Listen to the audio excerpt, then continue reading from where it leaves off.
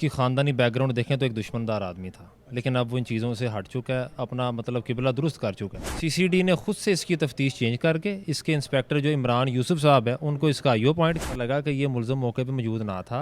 इसके बाद मुद्दइयों ने भी आके जिनके बच्चे कत्ल हुए थे बताया ये हमारा मुलज़म नहीं है, आप मावरा अदालत कत्ल करेंगे तो उसके नुकसान बहुत ज़्यादा होंगे। अब चलान जमा नहीं करवा रहे थे, वो पर्सन मौके पर वक़ुआ करने के लिए आए, इनमें शराज आदल नहीं है, उनकी बॉडी, उनकी जिसामत, उनकी फिज़ीक ही मुख्तलिफ है।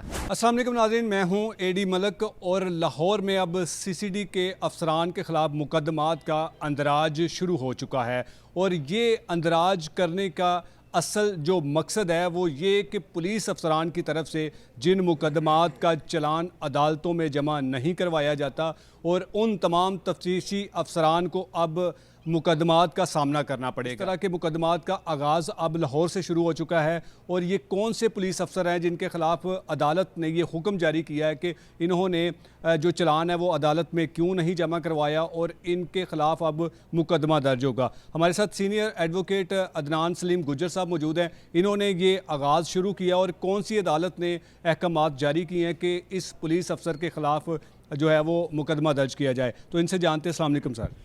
वालेकुम सलाम, मौलवी साहब बहुत शुक्रिया आपका। अदनान साहब बताइएगा कि ये किस किस्म के मुकदमात का जो अदालतों ने अब फैसला किया है कि पुलिस अफसरान के ख़िलाफ़ मुकदमात दर्ज किए जाएं, तो क्या ऐसी गलती कर दी है पुलिस अफसरान ने? मौलवी साहब देर आए दुरुस्त आए, एक 302 का कत्ल का मुकदमा था, थाना लियाकताबाद, मुकदमा नंबर 3076/23 ज़ेर दफ़ा 302।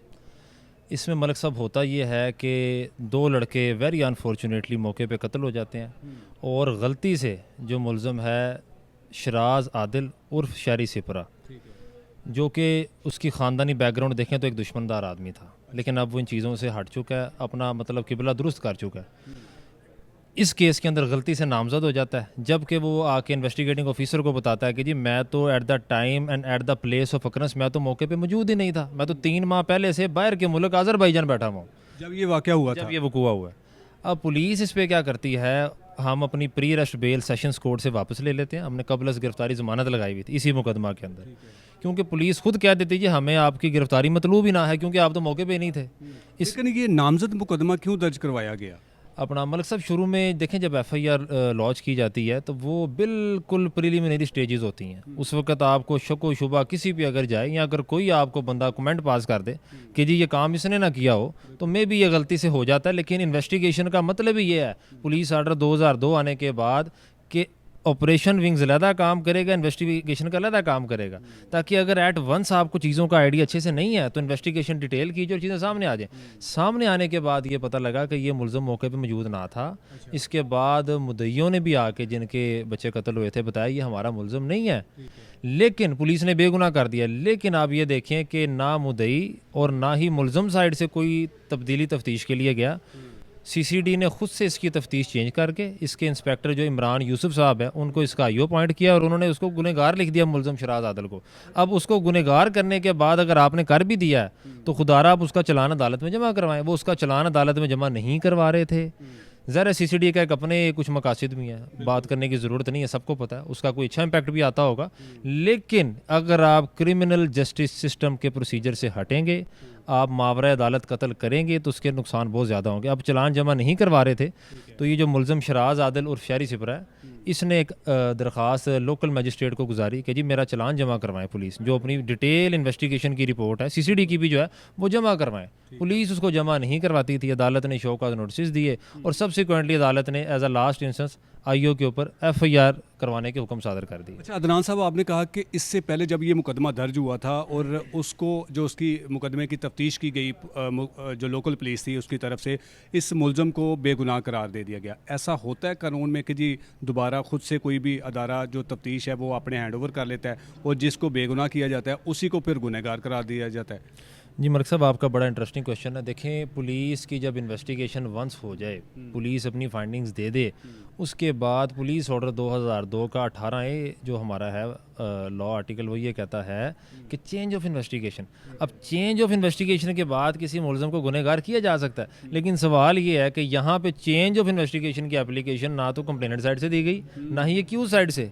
एक केस में दो लोग पार्टीज हैं मलिक साहब, एक आइदर वे या तो मुद्दई है या जिसके ऊपर इल्ज़ाम लगाया जा रहा है, वो दोनों ही एप्लीकेशन नहीं मूव करते। पुलिस खुद से सू मोटो लेके अगर इस तरह की प्रैक्टिस करेगी तो मेरे ख्याल से ये ज़्यादती है। उसकी क्या वजह कि पुलिस ने खुद ही सो मोटो ले लिया? देखें, इसकी वजह मेरे ख्याल से सीसीडी जो है अपनी इन्वेस्टिगेशन रिपोर्ट में बेहतर बता सकती है।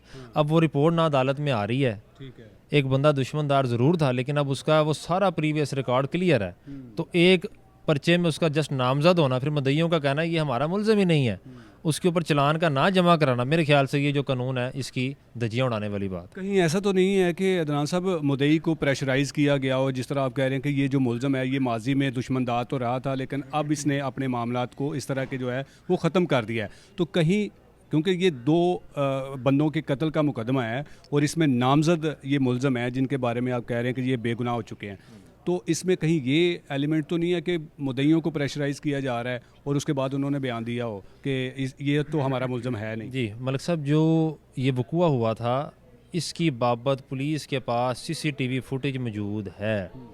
पुलिस ने उसको देखकर, पहले वाली पुलिस ने, जो पंजाब पुलिस ने तफ्तीश की थी, उन्होंने उसको देखकर मलूज़े ख़ातर लाकर ये बात बताई थी कि ये शहरी सिपरा जो है शराज आदल, ये मौके पे मौजूद नहीं था। ठीक है। ये जो 2 पर्सन मौके पे वक़ूआ करने के लिए आए इनमें शराज आदल नहीं है, उनकी बॉडी, उनकी जिसामत, उनकी फिज़ीक ही मुख्तलिफ है। तो हाउ इट इज़ पॉसिबल? ये तो बात ही बिल्कुल 180 डिग्री है कि आप कहें जी ये क्योंकि पहले दुश्मनदार था इसने प्रेशराइज़ करके। मैं ये कहता हूँ मलिक साहब कि जब एक बंदा मौके पे मौजूद ही ना है तो ये सारी बातें जो है मेरे ख्याल से इन पर बात करने की भी ज़रूरत नहीं है। तो जो वो मुल्ज़मान जिन्होंने 2 बंदों को कत्ल किया उनको पुलिस ने गिरफ़्तार किया?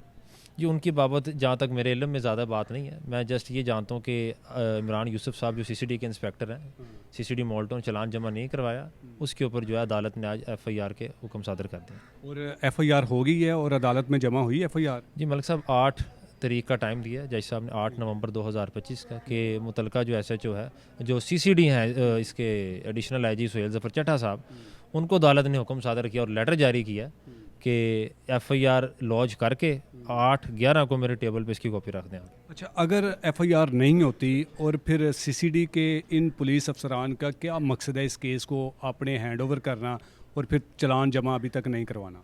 देखिए मलिक साहब, it's a judicial order and once order has been passed, judiciary का जब ऑर्डर आ जाता है तो वो फिर उसको आप ऐसे नहीं करेंगे कि आप उसकी मतलब उसके ऊपर अमल दरामद ना करें, उसके ऊपर ऑब्वियसली कंटेम्प्ट ऑफ कोर्ट की प्रोसीडिंग होगी।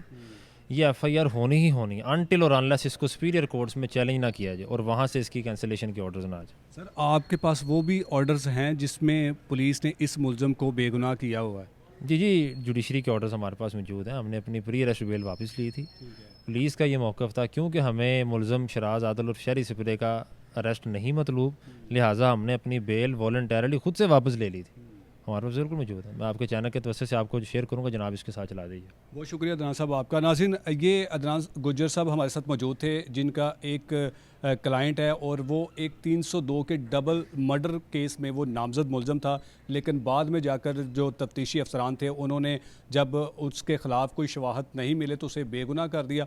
अब जब सीसीडी वजूद में आई है और फिर उसके बाद आपने भी देखा कि बहुत सारे ऐसे वाक़यात में जो है वो सीसीडी खुद से जो है वो मुकदमात अपनी तहवील में लेती है और फिर उसकी अपने ज़रिए तफ्तीश करती है और तफ्तीश करने का जो अमल है सीसीडी का वो आप बेहतर जानते हैं। लेकिन इस केस में जो सीसीडी के पुलिस अफसर हैं उनके ख़िलाफ़ अदालती हुक्म के बाद जो है वो उनके ख़िलाफ़ मुकदमा दर्ज करके 8 नवंबर को जो एफआईआर है वो अदालत में जमा करवाने के ऑर्डर हैं। अब देखना ये है कि 8 नवंबर को पुलिस अफसर के ख़िलाफ़ मुकदमा दर्ज करके अदालत में पेश किया जाता है या फिर उसके बाद जो है वो तौहीन अदालत का केस जो है वो इन पुलिस अफसरान के ख़िलाफ़ दर्ज किया जाएगा। इजाज़त चाहूँगा, अल्लाह ने के बाद।